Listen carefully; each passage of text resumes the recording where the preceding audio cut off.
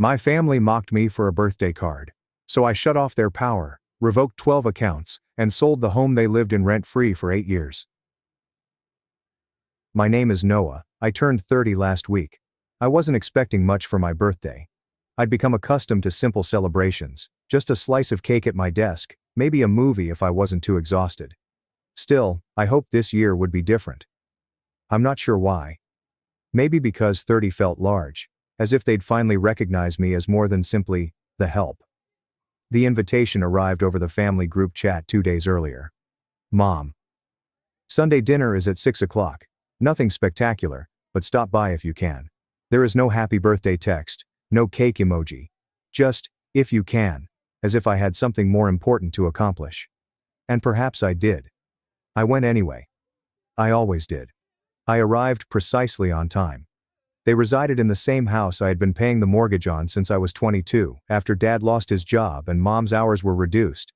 I'd taken on side jobs, freelanced throughout college, and ate noodles so they wouldn't have to. I told myself it was only temporary, until they got back on their feet. That was 8 years ago. The house still looked the same. Paint peeling near the porch. Garden neglected. My younger brother Caleb's beautiful new Jeep stood in the driveway. His mother always told him he needed wheels to keep motivated. I was still driving the used Honda I purchased junior year. The door opened before I could knock. Caleb smiled and clapped me on the back, as if he had just welcomed me into his party. Yo, about time. We already started eating. I walked into the dining room and everyone was already halfway through their lunch. My plate sat at the far end of the table, chilly. Nice of you to show, Dad murmured, not looking up. He reached for the potatoes and delivered them directly to Caleb. I sat down without speaking. No one wished me a happy birthday, not Mom, Dad, Caleb, or my Aunt Denise, who somehow always gets invited despite once saying I looked emaciated and underachieving. I waited, hoping they were reserving something for dessert, a candle, a card, anything. Instead, once the plates had been cleaned, Mom dug into her purse and handed me a small white envelope. Don't expect too much, she added without smiling. You still haven't earned it. I froze. I hadn't even opened the letter yet, and the tone was already stinging. Caleb laughed across the table. It's probably a coupon for some therapy, God knows you need it. I opened the card. It was one of those generic drugstore ones, blue and white, with a cartoon of a dog wearing a hat. Inside, someone scribbled in black pen. Happy birthday, Family Leech. Perhaps this year you'll mature. There were no signatures. No love, Mom and Dad. Just that. My hands remained still.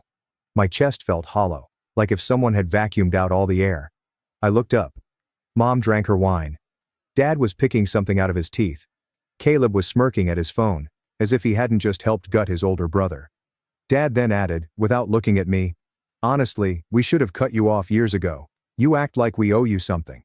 I did not say anything. I did not yell. I did not cry. I nodded slowly, because at that moment, something in me shattered, not in rage or agony, but in clarity. They didn't even know. They had no idea I had been covering their car insurance for the last 3 years, that I had been paying Mom's medical copays directly to the pharmacy, that I had paid the last tax penalty so they wouldn't lose the house they were now insulting me in. They had no idea about the spreadsheet I updated weekly to keep track of every penny. They didn't know because I never requested credit.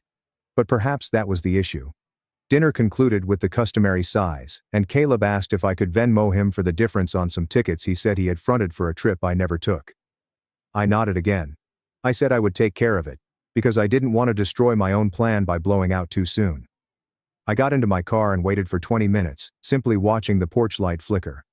My fingers hovered over the ignition, but my mind was elsewhere, perhaps 8 years ago, recalling the first night I deposited money for their mortgage and convinced myself it was for love, not necessity.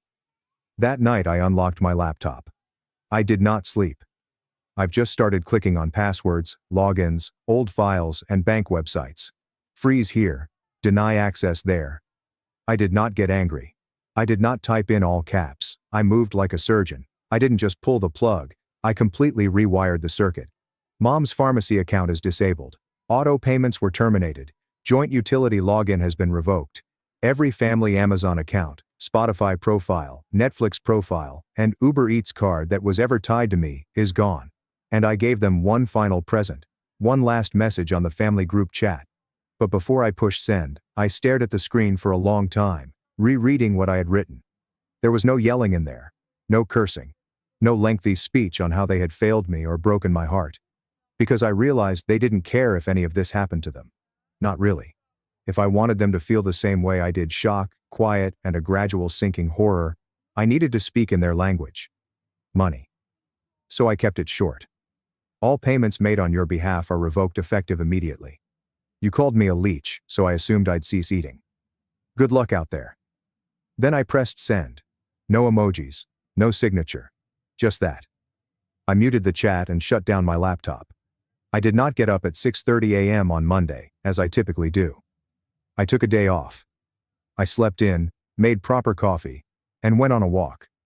I sat in the sun, trying to recall the last time I did anything without first checking whether Mom's copy had been posted or Dad's mobile bill had bounced again.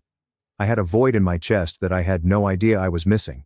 It felt like breathing air that didn't belong to anyone else. By lunchtime, I had 3 missed calls from Caleb. By 2 p.m., the group discussion had switched from silent to terrified. Mom. Noah, the internet's down. Can you check to see if you have paid the bill? Caleb. Hey, why is the power off? Dad is ranting, and I am literally missing business calls. Aunt Denise piping in from Florida. This feels very petty, Noah.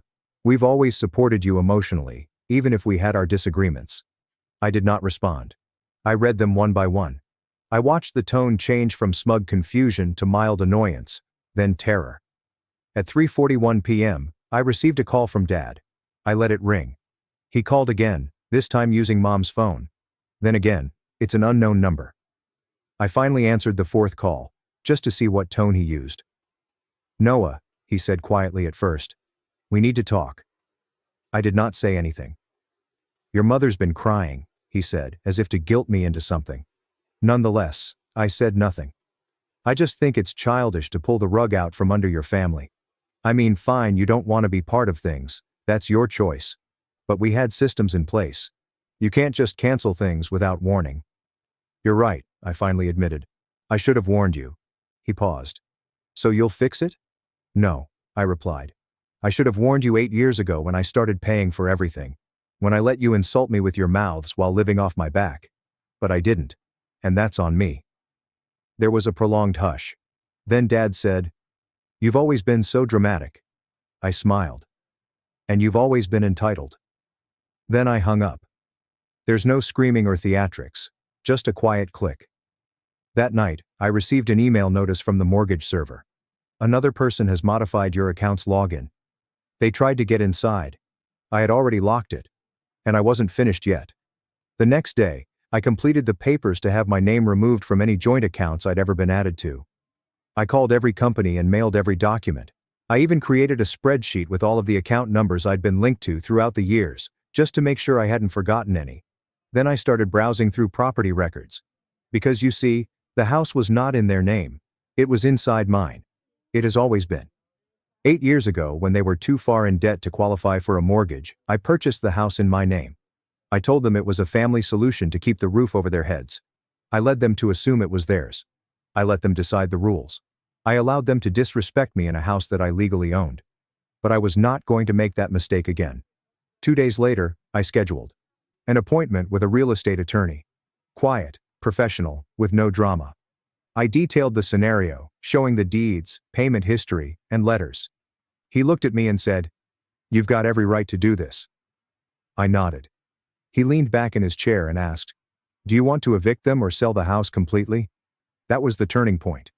That's when it became less about punishment and more about freedom. I did not respond right away. Instead, I opened my phone. I scrolled through years of family texts, images, passive-aggressive jokes, guilt trips, and reminders to help out because we're struggling. Then I went back to the birthday card. Perhaps this year you'll mature. I grinned at the attorney and said, Let's list it. The house went on the market a week later. Quietly. There's no for sale sign on the lawn. No warning was sent in the group conversation. Just a discreet listing with the attorney's approved realtor. She was bright, efficient, and not the kind to inquire about personal matters when you responded, Yes, I own the house. No, they didn't know that yet. We arranged the first walkthrough for Tuesday afternoon. I chose a time when I knew Mom would be at her monthly church volunteering shift, and Dad would be out at one of his interminable networking lunches, which never seemed to result in a job. Caleb, as usual, was presumably gaming upstairs while wearing noise-canceling headphones. The realtor brought in a couple with their little kid. They were polite. The wife looked around the kitchen and commented, "It has potential, doesn't it?" I could hear her tone as she imagined repainting the cabinets and pulling down the ugly half-wall. The husband inquired about the HVAC and roof. I had my answers ready. After all, I had already paid for both repairs last year. About halfway through the tour, I heard a door crash upstairs. Caleb thudded down the hallway in socks, unbrushed hair, and PJ trousers. He looked from me to the pair, then back again. What's going on?" he asked, frowning. The small girl smiled and waved to him.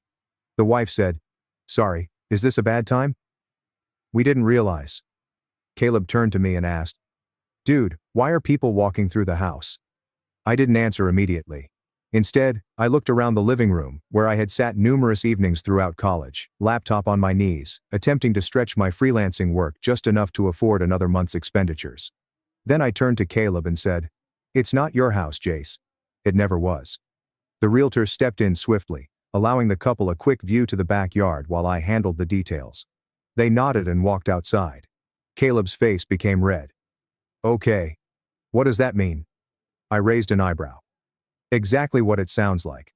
This house is under my name, legally. I've been paying the mortgage. And I've decided to sell it." He blinked. Once, twice. Then he laughed quickly, astonished. "You're joking?" "Nope. That's not even like you can't do that, dude. Mom and Dad live here."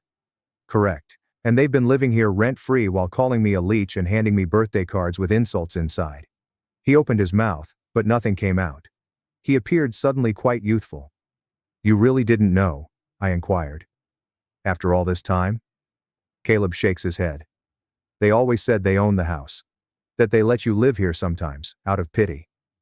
I stared at him. "You thought I was living here out of pity?" He scratched the back of his neck and glanced aside. "I mean, you never had friends over. You never brought girls around. You were always working. Always stressed. Because I was paying for everything so you could sit in your room and stream video games." He gulped hard, as if the math was beginning to click. We then heard the front door open. Mom. She walked in with a half-empty cup of iced coffee, conversing on the phone. She hadn't seen the realtor or the couple in the backyard yet, only me and Caleb in the living room. "Oh, Noah. Are you finally fixing the sink?" "Because..." She then observed his look. "What's wrong with you two?" I didn't respond. She took a step closer and narrowed her gaze. "What's going on?" Caleb turned near her, his voice low. "Mom. Did you know Noah owns the house?" The pause that followed felt like the universe was holding its breath. Mom's face did not twitch. Not 1 inch. Then she carefully lowered her glass and added, "Caleb, don't be ridiculous. We let him sign the papers because his credit score was higher, but that doesn't mean he owns it." I smiled. She still didn't understand it. "The deed is in my name," I explained quietly. "I made the down payment. I've been paying the mortgage. This isn't your house." Her face twitched. Nor fear, nor despair, but wrath. "You ungrateful little. How dare you try to throw your parents out of their own home?" she yelled. I did not flinch. "Mom, you threw me out first. You've been throwing me out piece by piece for years when you laughed at my job, when you called me a disappointment in front of your friends, when you used my money and told people I was a failure." She crossed her arms. "So this is revenge? You're evicting your family on your birthday?" I laughed once, dryly. This isn't revenge. This is closure." The realtor then stepped back in with the couple, smiling cordially. "We just love the layout," said the lady. "And the backyard's perfect. I think we'll put in an offer." Caleb looked at Mom. She stared at me. And I reflected about the future I should have claimed years ago. Mom did not talk again. Not right away. She simply stared at me as if I were a stranger who had broken into her living room. Caleb stood behind her, quiet now, his smug grin gone.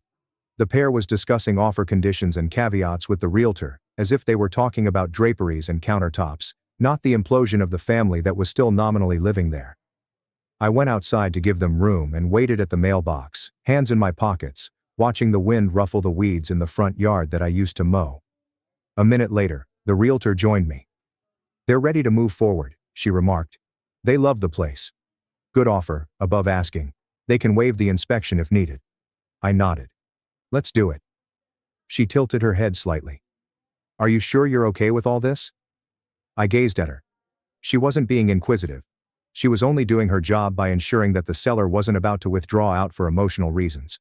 When family was involved, many people questioned their own actions. But I did not. "I've never been more sure of anything," I claimed. By the time I returned inside, Mom had moved her meltdown into the kitchen, where I could hear the distinctive clinking of her wine glass being filled to the rim. Caleb had vanished, likely sulking in his room or messaging someone for validation. Dad wasn't home yet, but I could already envision his reaction when he found out what had happened. Some overdramatic speech about betrayal, possibly with a false heart problem tossed in for pity. He'd always excelled at performative fury. The house was strangely silent after the purchasers left. I sat on the edge of the couch, taking it all in. Every picture on the wall that I'd paid to have framed, the TV I'd purchased after Dad cracked the previous one during one of his outbursts, and the broken lamp in the corner from a fight Caleb provoked last Thanksgiving. All of it lay in silence, like a museum exhibit titled, "Things Noah Paid For, but Was Never Allowed to Touch." It was bizarre. Not sad, not nostalgic, just weird. That night, I did not return to my residence. I stayed in the upstairs guest room, which Mom used to refer to as my pit stop when I needed to feel like a true grown-up. I lay down, staring at the ceiling, and didn't fall asleep. Not due to stress, but rather for clarity. I awoke at 6 a.m. Dad yelled downstairs. "You're telling me he's selling it? You let him do this?" I did not move. I let them stew.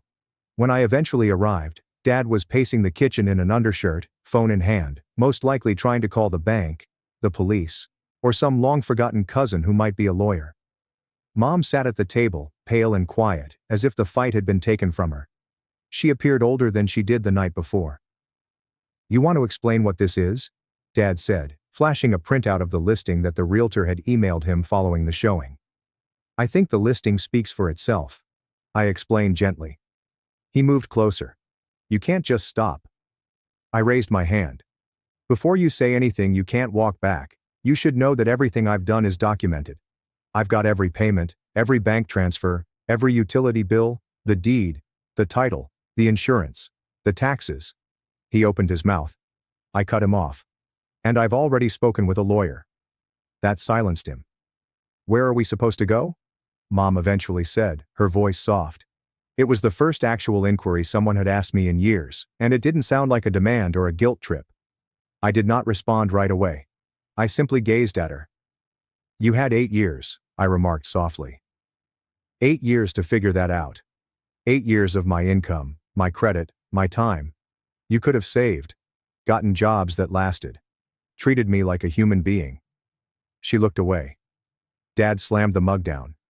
"You're no better than the rest of them," he retorted, "turning your back on your family." "No," I replied, rising up. "I'm finally turning toward myself." Caleb crept down the stairs behind him, appearing uncertain. "Wait. Are you actually serious? Like, for real?" "Yes. But I live here."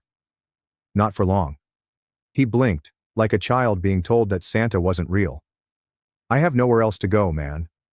I shrugged. Neither did I when I was sleeping on couches, trying to keep the lights on in this house. But I figured it out. I went over to the counter and collected the envelope with the buyer's preliminary offer. 30 days, I answered. "That's how long the closing process takes. After that, I suggest you find your own way like I did." With that, I left. Not forever yet. But for now, that was sufficient. I had one final move to make. And it wasn't about selling the house. It was something larger. The offer ended exactly 31 days later. I signed the final paperwork at the attorney's office with the quiet, unwavering assurance I never had before, especially among my family. The realtor pushed the check across the table and I didn't even notice. It wasn't simply a payment. That was proof.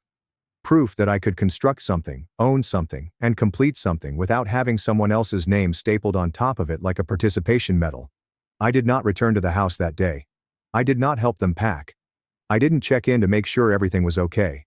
I'd given them nearly a decade of those things, and all I got back was snark, quiet, and debt. But I did leave one thing behind. A folder. Printed. Not digital. I knew Dad would not open an email unless it was marked urgent and read. The folder contained a document titled, "Things You Claimed I Never Did." It contained a spreadsheet containing every dollar I'd paid on their behalf, including mortgage statements, grocery bills, health insurance payments, and credit card payoffs I'd made without their knowledge simply to keep their accounts open. Every Uber I had ordered during Mom's operation. Every textbook I had purchased for Caleb that he never opened. Every time I covered an overdraft fee so their lights wouldn't be turned off. There was even a screenshot of the birthday card I received, captioned, "My thank you." I left it on the kitchen countertop. That was the last time I saw them. Within a week of the sale, the calls resumed. First, Mom cries. Then, Caleb bargained. Then Dad left angry voicemails about family, betrayal, and disgrace. I did not pick up. I didn't respond. Instead, I relocated. I quietly left the city, changed my phone number, and opened an account with a new bank. A new flat, contemporary, quiet, and bright. Paid in full. There are no roommates. I had no housemates to raise anyway. For the first time in my adult life, I was debt-free. There are no secret bills to cover. There were no emergencies that required my pocketbook but never threatened my safety. I didn't know how light my chest felt until the second week went by with no calls begging for anything. I started going to therapy. Real therapy is not the kind in which you journal in a notebook that your mother accidentally reads. I started eating healthier, sleeping better. I enrolled in a pottery class on a whim, something I'd always wanted to do but never had time for due to extra shifts and family emergencies. 6 months after the transaction, I received a letter. There's no return address. Just a wrinkled envelope forwarded to my previous billing address. It came from Caleb. The letter began like this. "I still think you went too far, but I also get it now." He explained that he was living in a shared apartment across town, working part-time, cooking his own meals, and paying rent for the first time in his life. He said it sucked. He also stated that it was the first time he had realized what I must have been through. That was something he had not known. They informed him I enjoyed taking care of things. I needed to feel productive. He ended the letter with, "I don't expect you to forgive us, but I hope someday you'll talk to me again, even if it's just to tell me I was a fool." I folded the letter and stored it in a drawer. Not prepared to answer. Not yet. But maybe someday. Mom and Dad never wrote. I doubt they ever will. And that is fine.